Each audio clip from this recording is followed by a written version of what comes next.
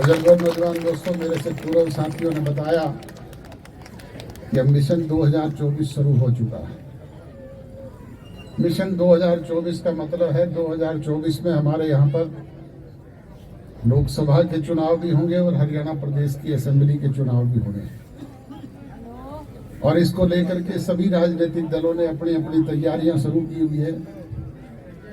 हमने भी निर्णय लिया था कि 10 के 10 संसदीय क्षेत्रों में बड़े आयोजन करके और हरियाणा प्रदेश के गांव-गांव में जाकर के लोगों के बीच में बैठ करके उनकी समस्याओं को जान करके समझ करके सरकार के स्तर पे होने वाले निदान करने का काम करेंगे। इसी सिलसिले में आज आपके पड़ोसी हल्के जुलाना में भी कार्यक्रम था, कल नरवाना था। इस तरीके से कंटिन्यू पूरे प्रदेश में ये कार्यक्रम चल रहे हैं। बुजुर्गों और नौजवान दोस्तों, आज से 6 वर्ष पूर्व पांडु पिंडारा की पावन धरा पर आप लोगों ने लाखों की तादाद में पहुंच करके जननायक जनता पार्टी का गठन किया। एक होनहार नौजवान की पीठ पर हाथ रखा, उसकी हौसला अफजाई की। उसी की बदौलत उसने 9 महीने में न केवल पार्टी का नया राजनीतिक संगठन खड़ा किया, बल्कि विपरीत परिस्थितियों में 3 चुनाव झेले। कभी जींद का उपचुनाव आया, कभी लोकसभा के चुनाव आए, तो कभी असेंबली के चुनाव हुए। आप लोगों का सहयोग, प्यार और आशीर्वाद था। इसी बदौलत पार्टी को आपने 17.5% वोट भी दिए और थोड़े से समय में 10 विधायक चुन करके उसके साथ असेंबली में भेजने का काम किया। उन्हीं 10 विधायकों की बदौलत राजभाग में आपकी हिस्सेदारी हुई। जैसे ही राजभाग में हिस्सेदारी हुई, हमारे कार्यकर्ताओं के चेहरे पे लाली आई। उन्हें उम्मीद जगी कि 15 वर्ष का वनवास खत्म हुआ है, विकास के काम होंगे, बच्चों को रोजगार मिलेगा, छोटी मोटी समस्याओं से हमें मुक्ति मिलेगी। परंतु बुजुर्गों और नौजवान दोस्तों, मुझे कहते हुए अफसोस होता है कि जैसा आप लोगों ने सोचा था और हम करना चाहते थे, ऐसा इस अरसे में हम नहीं कर पाए।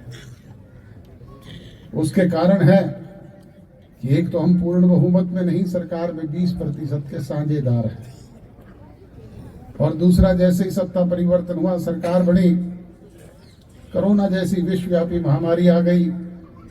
कभी पहला फेज, कभी दूसरा फेज, कभी तीसरा फेज, निरंतर 2 साल तक यही चलता रहा।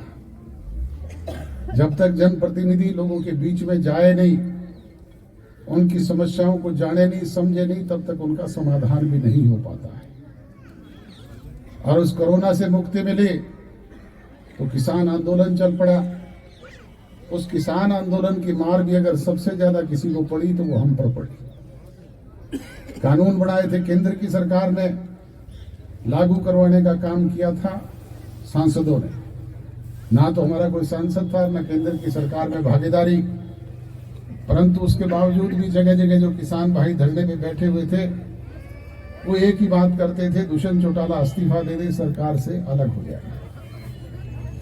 मैंने अनेक बार सार्वजनिक मंचों से भी कहा, मीडिया के समक्ष भी कहा कि भाई इस्तीफा अगर किसी बात का समाधान है तो एक दुष्यंत का नहीं, 10 के 10 विधायकों के मुझसे ले जाओ और अपना समाधान करवा ले।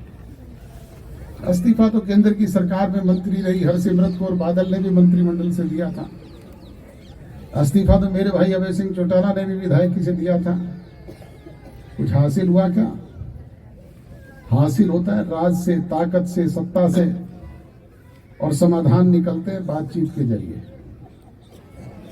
आज अगर आपकी दी ताकत है, हम सत्ता में हैं, तो जो भी कोई छोटी मोटी समस्याएं आप हमारे समक्ष लेकर के आते हैं, हम प्रशासनिक अधिकारियों से कह करके उसका समाधान करवाने का काम करते हैं। आज आपने गांव की तरफ से मांग पत्र मेरे समक्ष प्रस्तुत किया है।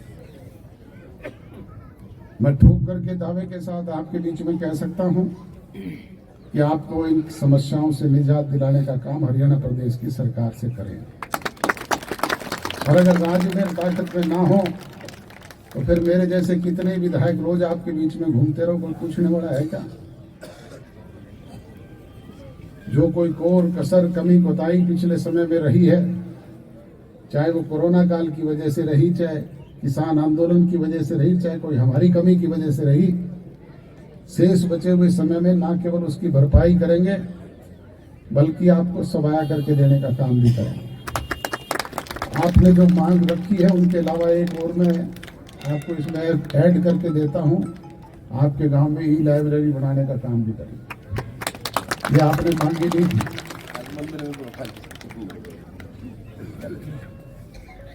जो कसर कर रही हुई है उसकी भरपाई तो हम करेंगे, और जो संगठन की दृष्टि से कोई कमी रही है उसकी भरपाई करने का काम आप लोगों ने करना है। वो काम ना अकेला अजय सिंह चौटाला कर सकता, ना मंच पर खड़े हुए लोग कर सकते हैं, वो आप और हम मिल करके कर सकते हैं। इसलिए आपसे विनती और गुजारिश है कि हर बूथ पे एक बूथ योद्धा और हर बूथ पे एक बूथ सखी, क्योंकि आजकल महिलाओं की भागीदारी भी 50% की है, और उनके साथ अनुभवी लोगों की एक टीम खड़ी करें ताकि जब भी वो अवसर आए वो संगठित होकर के आपकी पार्टी के पक्ष में मतदान करवा सके। यही विनती और गुजारिश करते हुए